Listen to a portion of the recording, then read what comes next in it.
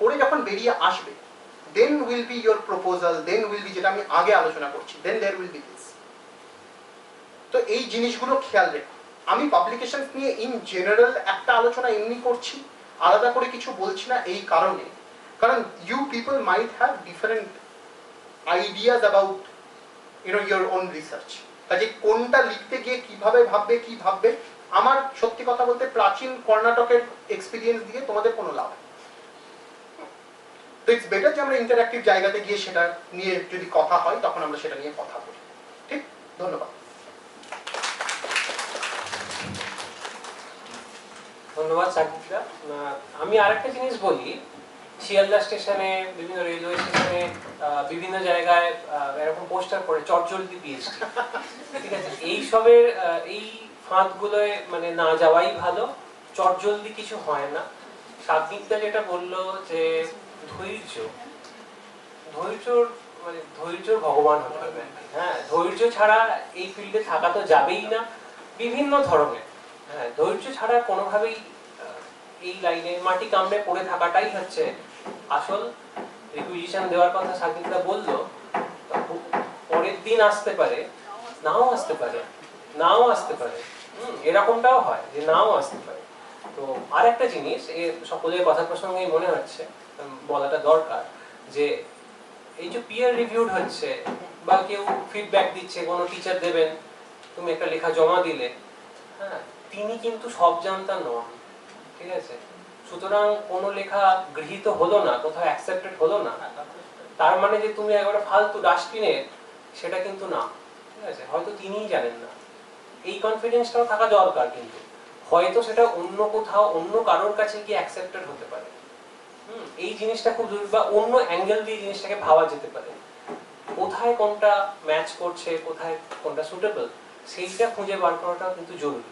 আমরা অনেক সময়তেই দেখি যে যারা সেমিনারে মূলত যেটা হয়, যে যারা চেয়ারে বসে থাকেন, তারা একটা কিছু বললাম, এমন একটা দিক দিয়ে তিনি বললেন যেটা হয়তো আমি বলিনি, কিন্তু তিনি বলছেন যে তুমি এটা বললে না কেন।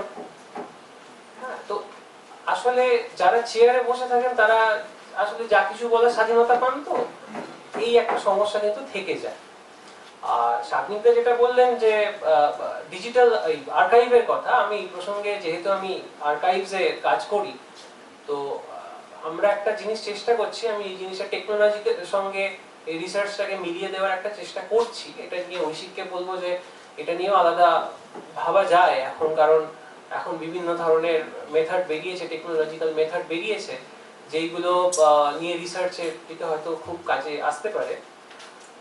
আমরা ডিজিটাল আর্কাইভ করি। ডিজিটাল আর্কাইভে যে মডেলটা আমরা ফলো করার চেষ্টা করছি, একটু জিনিসটা ব্রিফলি বলে রাখি, যেটা সুবিধা হবে। আমরা ওসিআর মডেল তৈরি করছি। এই ওসিআর এর ফুল ফর্ম হচ্ছে অপটিক্যাল ক্যারেক্টার রিকগনিশন। এটার মাধ্যমে কি হবে, আমরা ঘন্টার পর ঘন্টা, এই যে বললো যে রিকুইজিশন দিয়েও আসছে না, ডিজিটাল আর্কাইভ হলে কি হবে, ধরা যাক হাতে লেখা কিছু নোটবুক বা প্রিন্টেড নোটবুক বা যা খুশি কোনো ডকুমেন্ট, সেই জিনিসটার যদি আমরা একটা মডেল তৈরি করি, সেটা কনভার্টেড হয়ে যাবে ওয়ার্ডে, তাহলে কিন্তু আমাদের আর দিনের পর দিন আর্কাইভে গিয়ে লেখা সেটা দরকার লাগবে না। ধরা যাক, এবং শুধু তাই নয়, এটার একটা ডেভেলপড পার্ট হচ্ছে, ধরা যাক আমরা কোনো একটা সময় নিয়ে আলোচনা করছি, আমি 10 বছরের আনন্দবাজার পত্রিকা দেখবো, ঠিক আছে। তো 10 বছরের আনন্দবাজার পত্রিকা দেখতে আমাকে একটা সময় ব্যয় করতে হবে, কিন্তু এই পত্রিকাটাই যদি ফুল ডিজিটাইজ ফর্মে থাকে, এবং এই পুরো পত্রিকাটাই যদি আমি কিওয়ার্ড দিয়ে সার্চ করতে পারি, ধরা যাক আমি আমার ভিলেজ পলিটিক্স নিয়ে কাজ, তো ধরা যাক আমি এখন সাতগেছিয়া মেমারি এই অঞ্চলে সার্ভে করছি, ধরা যাক আমি 50 বছরের আনন্দবাজার পত্রিকায় মেমারি কথাটা কবার এসেছে, বা যে জায়গায় আমি সার্ভে করছি সেই জায়গাটা কবার এসেছে, সেটা যদি আমি ডিজিটালি সার্চ করে নিতে পারি, তাহলে কিন্তু আমাকে আর ওই ঘুরিয়ে ঘুরিয়ে চোখটা এরকম করে দেখতে হয় না পুরো জিনিসটা। তো টেকনোলজিকে কিভাবে গবেষণার ক্ষেত্রে ইউজ করা যায়, এটা কিন্তু আমাদের এই জিনিসটা ভাবার সময় এসেছে, কারণ তাতে কিন্তু আমাদের কাজের যে ব্যাপ্তি, কাজের গুণ, সেটা কিন্তু আমরা অনেক বাড়াতে পারি। এবং আরেকটা, এটা বলি শেষ করব, তারপরে প্রশ্ন। ডিসিপ্লিন যেটা আমি ইতিহাসে, ও সোশিওলজি, ও ইংরেজি, এরকমটা যেন না হয়। আমার এমফিল ক্যালকাটা ইউনিভার্সিটিতে বারবার ফেস করেছি, এই সাল থেকে এই সালের মধ্যে নয় কেন, 1947-এর মধ্যে হবে না কেন, তারপরে তারপরে যাচ্ছ, এটা ইতিহাস হলো না। আমার সোশ্যাল অ্যানথ্রোপোলজি থাকতে পারে, সোশিওলজি থাকতে পারে, পলিটিক্যাল সায়েন্স থাকতে পারে। আমি রিসার্চটাকে, আমি আমার বিষয়টাকে কিভাবে দেখবো, সেটা একান্তভাবে আমার বিষয়। আমার সুপারভাইজার সেটা কিভাবে দেখছেন, দুজনে মিলে তিনি রাস্তাটা তৈরি করে দিচ্ছেন, এইটা কখনোই কিন্তু একটা নির্দিষ্ট ডিসিপ্লিন ডোমেনের মধ্যে থাকলে কিন্তু সেটা হয় না। বারবার যারা বক্তা তারা এটাই বললেন আসলে। তো মোটামুটি এটাই বলা। এবার তোমাদের যা যা প্রশ্ন আছে তোমরা এক এক করে বলো, এবং তোমরা এরকম ভাবে বলো যে এই স্যারের কাছে এই প্রশ্ন আছে বা এই ধরনের, এইভাবে তোমরা বলতে পারো। হ্যাঁ, কয়েকটা প্রশ্ন একসাথে নিয়ে।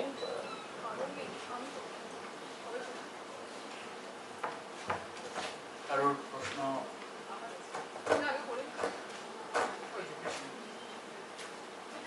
মাইকটা খারাপ। প্লিজ নিজের নামটা বলবে, ডিপার্টমেন্ট এবং কোথা থেকে এসেছো এগুলো একটু বলে দিও।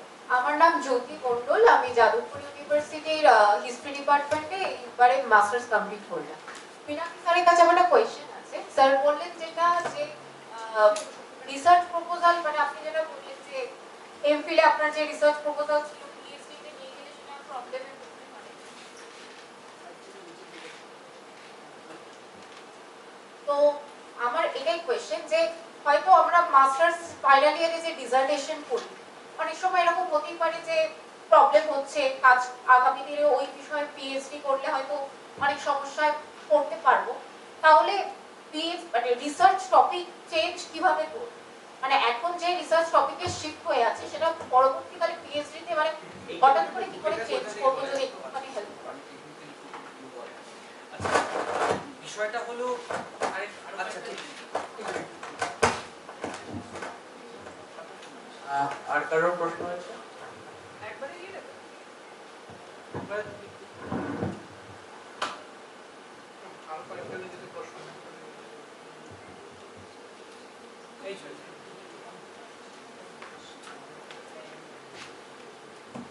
আমি অন্বেষা সাহা, আমি last year masters pass out করেছি south and south east Asian department from university of Calcutta. So sir, আমার তিনজনের কি প্রশ্ন আছে, সেটা হচ্ছে আমি মানে অ্যাবস্ট্রাক্ট যেটা হয় সেটা বানাতে পারি, ঠিক আছে? মানে মানে খুব ইস্যু লাগছে এটা শুনতে, মানে আপনাদের সঙ্গে এরকম করে বলছি, মানে কোয়েশ্চেনটা আমি ফর্ম করতে পারি, ঠিক আছে? কিন্তু পরবর্তীকালে দেখছি মানে যেটা আপনি স্যার শামীম স্যার বললেন সেটা হচ্ছে কি প্রশ্নের মধ্যে অনেক কিছু ঢোকাতে, মানে ক্রিটিক্যাল রাখতে, কিন্তু যেহেতু আমরা খুব এখন ফার্স্ট স্টেজে চলছি, আমাদের মনে হয় কি সবকিছু ঢুকিয়ে দেবো ওরকম হয়, কিন্তু লাস্টে গিয়ে দেখছি সিলেক্ট হচ্ছে না, critical but then also select হচ্ছে না সামহাউ। তো ওই জায়গাটা কেমন করে আমরা নিজেকে মানে ওই জায়গা থেকে বেরিয়ে আসবো, এইটা আমার খুব বড় একটা প্রশ্ন।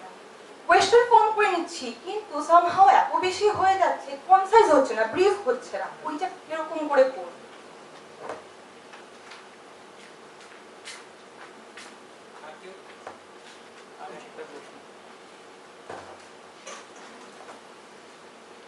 আমি একটা জেনারেল কোয়েশ্চেন করছি, মানে যে জিনিসটা আমি ফেস করেছি, মানে যে কেউ উত্তর দিতে পারে।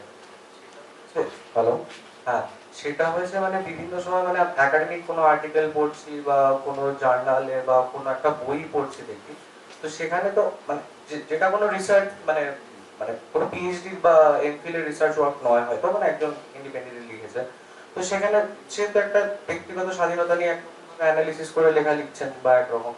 তো আমি দেখেছি মানে আমার লেখার ক্ষেত্রে যখন হয়, মানে আমার সুপারভাইজারের ক্ষেত্রে বারবার এটা হয়েছে, মানে একটা পার্টিকুলার এক্সাম্পল দিচ্ছি, এটা শুনলে খুব হাসি পাবে হয়তো, কিন্তু এটা হয়েছে। মানে আমি দেখতে লিখেছিলাম ইভেন একটা কোন একটা লাইনে যে even the the right wings group were in the hit list. তো এটাকে পোস্ট করে দিয়ে সুপারভাইজার বলেছিল যে এরকম ভাবে লেখা যাবে না, মানে প্লিজ একাডেমিক এন্ডেভার ব্যবহার করো। তো ওইটাকে চেঞ্জ করতে গিয়ে আমার আবার দেখলাম দুটো তিনটা চারটে লাইন বেরিয়ে গেল, মানে জাস্ট একটা যেখানে হয়ে গেছিল যে শুধু হিট লিস্ট কথাটা ব্যবহার করে। তো এই জিনিসটা খুব সমস্যা, এবং যখন আমি নিজের মানে আমার মানে মানে যতবার বারবার আমাকে ফেস করতে হয় যে একাডেমিক রাইটিং, একাডেমিক লেখা, মানে একটু কিছু মানে একটু যেরকম আমরা মানে আমি যখন এখন কথা বলছি আমি তো পুরোপুরি একাডেমিক ভাবে কথা বলছি না, মানে যেরকম ভাবে ন্যাচারাল যেটা আমার আসছে, মানে প্রথম কথা আমার ওই লিখতে খুবই লেথার্জি আসে, মানে লিখতে ইচ্ছা করে না, ঠিক আছে, মানে পড়ে যায়, কিন্তু ওইটা খুব সমস্যা, মানে এই সমস্যাটা ওভারকাম কিভাবে করা যায়, কারণ ওটা মাথাতে সবসময় থাকে না, মানে কোনো একটা জায়গায় আমার মনে হচ্ছে যে এটা ক্রিয়েটিভ কিছু একটা জিনিস দিলাম, লেখাটা বেশ সুন্দর লাগলো, বেশ মানে লাইনটা পড়তে ভালো লাগছে, কিন্তু সুপারভাইজারের সেটা পছন্দ হয় না, মানে একাডেমিক পড়তে হবে এরকম একটা ব্যাপার। তো এইটাকে কিভাবে ওভারকাম করা যেতে পারে? হ্যালো, আমি অ্যাকচুয়ালি যাদবপুর থেকে কম্পারেটিভ লিটারেচারে মাস্টার্স করেছিলাম, তারপরে আমি এমফিল করছিলাম, মানে করছি এখন হিস্প্যানিক স্টাডিজ এক্সটেনশন আছে ওটা ইউনিভার্সিটি অফ গ্লাসগো থেকে। তো বল রিতেশ।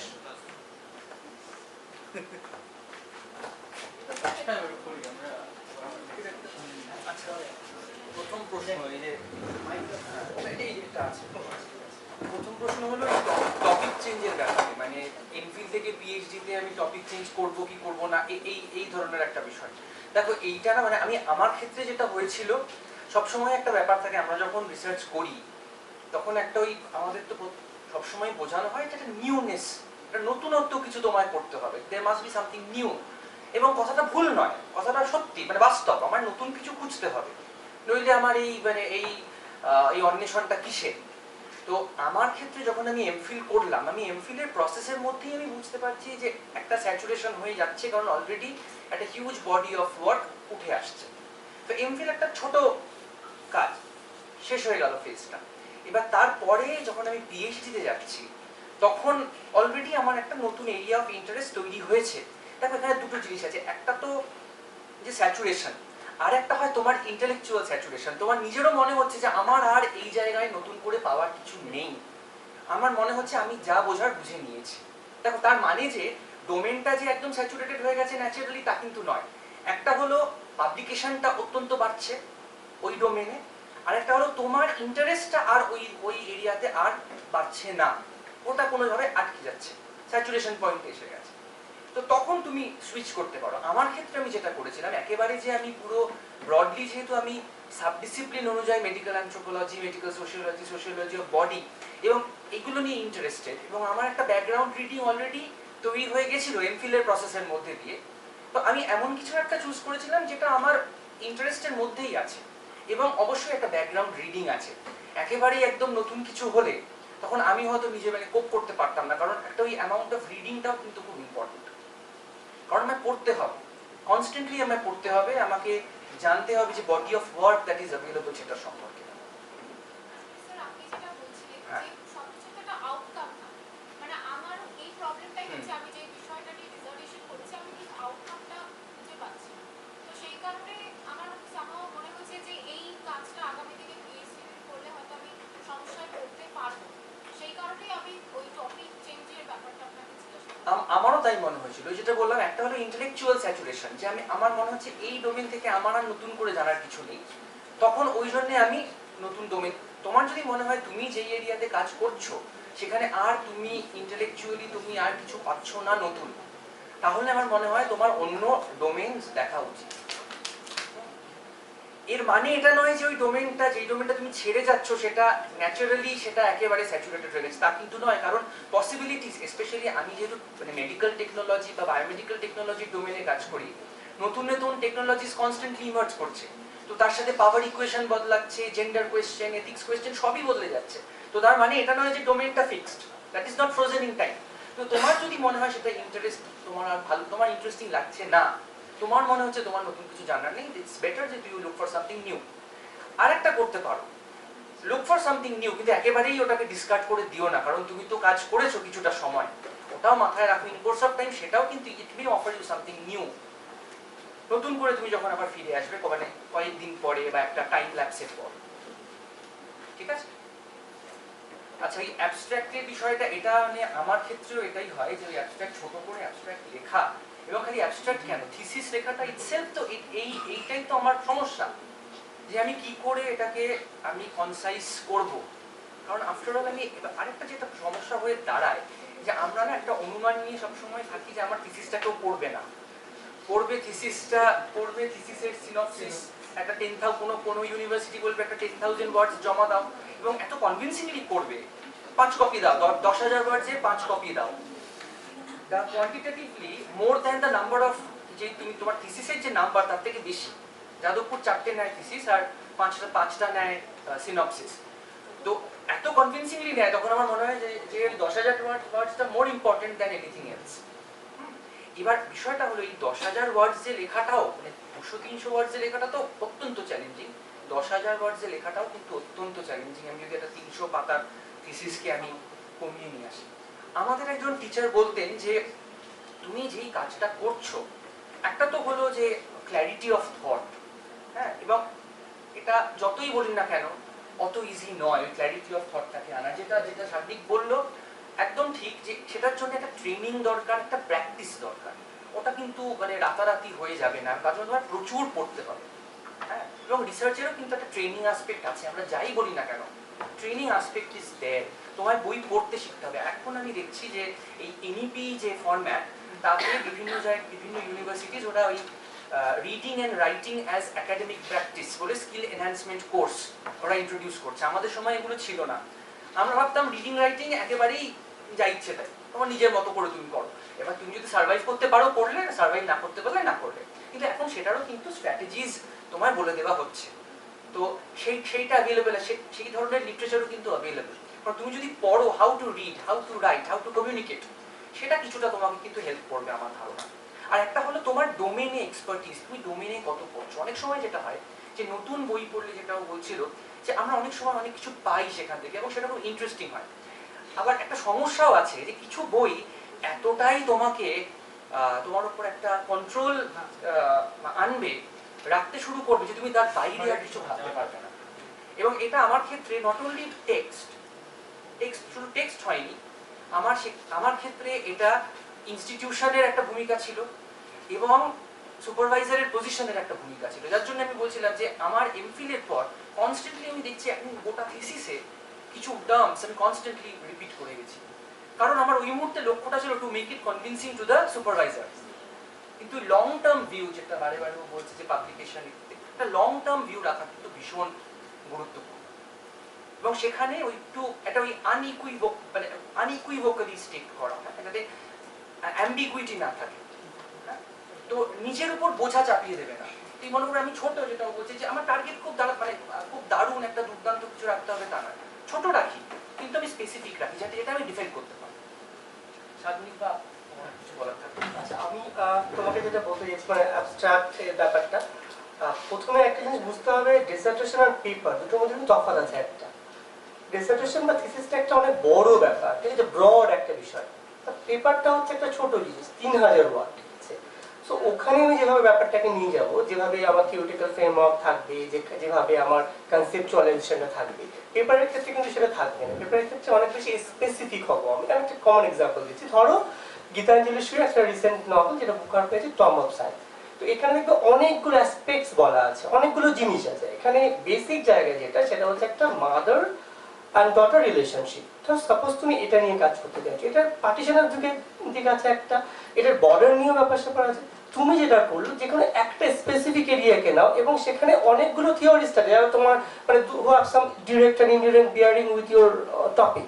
তুমি যে কোনো একটা নাও, ফ্রয়েড আছে সেখানে, ধরো এলিন শোওয়াল্টার আছে যারা ফেমিনিজম নিয়ে কাজ করেছে, বা জুডিথ বাটলার আছে। তুমি যে কোনো একটা থিওরিস্টকে নাও যাকে নিয়ে তুমি এগোতে পারবে না। স্পেসিফিক করা ব্যাপারটাকে এত ব্রড জায়গাতে এগোবে না। ব্রড জায়গাতে ভাববে তখনই যখন তুমি ডিসার্টেশন লিখছো, but when it's a paper some specific questions should be there এবং you have to answer those specific questions, you have to go for exploration of those specific questions।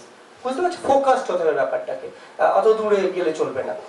আর একটা যেটা আরেকজন বললে যে ওই একাডেমিক রাইটিং, একাডেমিক রাইটিংও কিন্তু unstructured হতে পারে।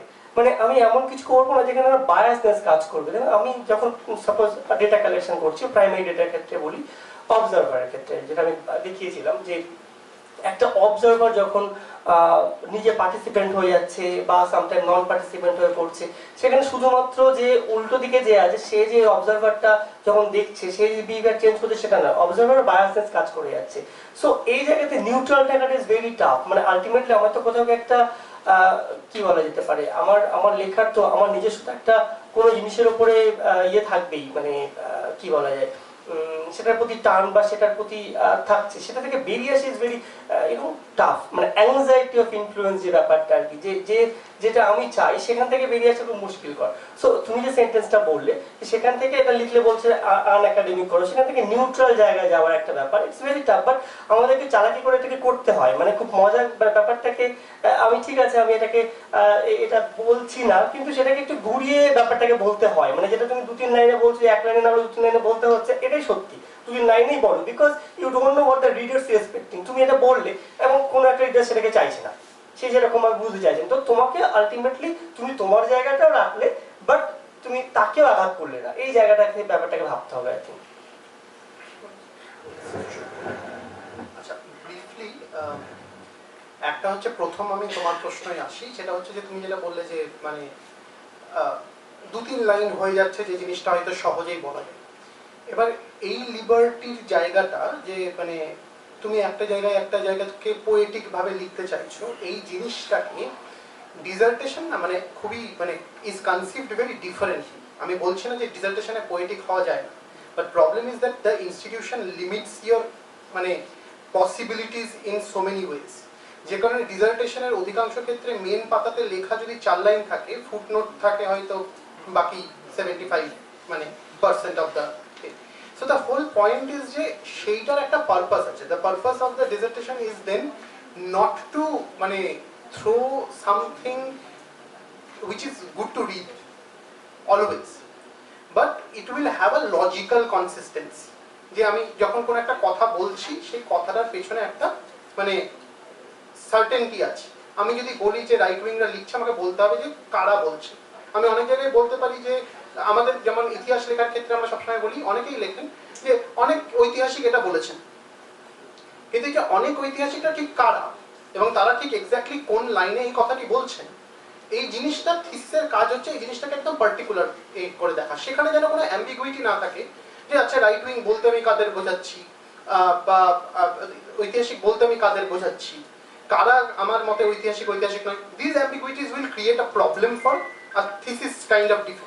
But you can always write a kind of an opinion piece, or let's say a book, maybe later on, maybe an essay, যেখানে তুমি এই জিনিসটা লিবার্টি তুমি হয়তো পোয়েটিক লিবার্টিটা নিতে পারো, which will read very well, যেটা তোমার ডিজার্টেশন হয়তো তার ধারে কাছেও পড়তে লাগবে, but you also have to মানে ওই জায়গায় একটা আনহ্যাপি কনসিয়াস হয়ে তোমাকে থাকতে হবে আর কি, যে তুমি জানো যে এইটা ঠিক আমি চাইছি না, but the format of the writing only demands this in some way, institutional way, এবং যে কারণে তোমার সুপারভাইজারেরও হয়তো সেই অব্লিগেশনটা আছে একটু বারবার মানে poke you in that sense যে এই জিনিসটা এইভাবে লিখো না, এই জিনিসটা এইভাবে লিখো না, because I wanted to be very poetic in my MPhil মানে abstract, হ্যাঁ সিকল অ্যান্ড দ্য সেপ্টার এই সমস্ত লিখে আমি মানে একাধিক সাংঘাতিক ভেবেছিলাম যে বিপ্লব এলো আর কি প্রাচীন ভারতের ইতিহাস, and then it got dished out like crazy.